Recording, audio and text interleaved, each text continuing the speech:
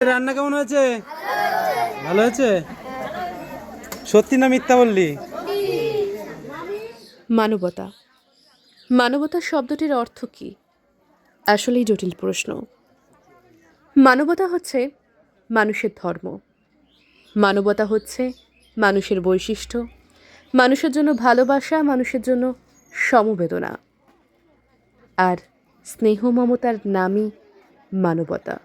এই মানবতা হতে হয় জলের মতো সরল এবং স্বচ্ছ।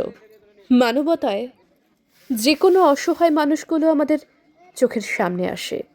মানবতায় মানুষের জাত, ধর্ম, বর্ণ কিচ্ছু যায় আসে না।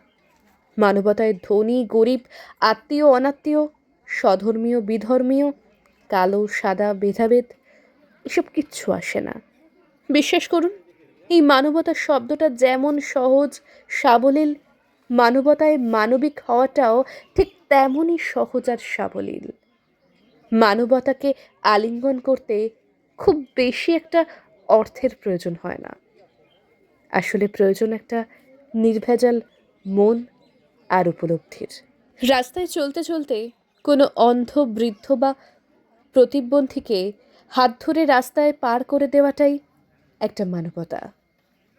খাবারে মুখ দেয়া কুকুর বেড়ালকে লাঠি দিয়ে আঘাত না করাটাই আরেকটা মানবতার উদাহরণ। বৃদ্ধ রিক্সা চালককে দামাদামি না করে উপযুক্ত ভাড়া দেওয়াটাই মানবতা। কারোর গোপনীয়তা রক্ষা বা শত্রুর বিপদ দেখে খুশি না হওয়াটাই আরেক রকমের মানবতা। বাবার শ্রম বিবেচনা করে তার সম্পদে বিলাসিতা না করা বা সঞ্চয় করাটাও সত্যিই আমাদের মানবতার মধ্যেই পড়ে।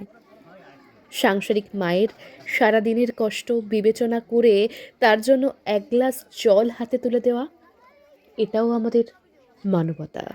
ধন্যবাদ জানাই স্বর্গীয় কর্ণধার হালদার এবং স্বর্গীয়া কোয়েল শিকদার মহাশয়ার পরিবারকে।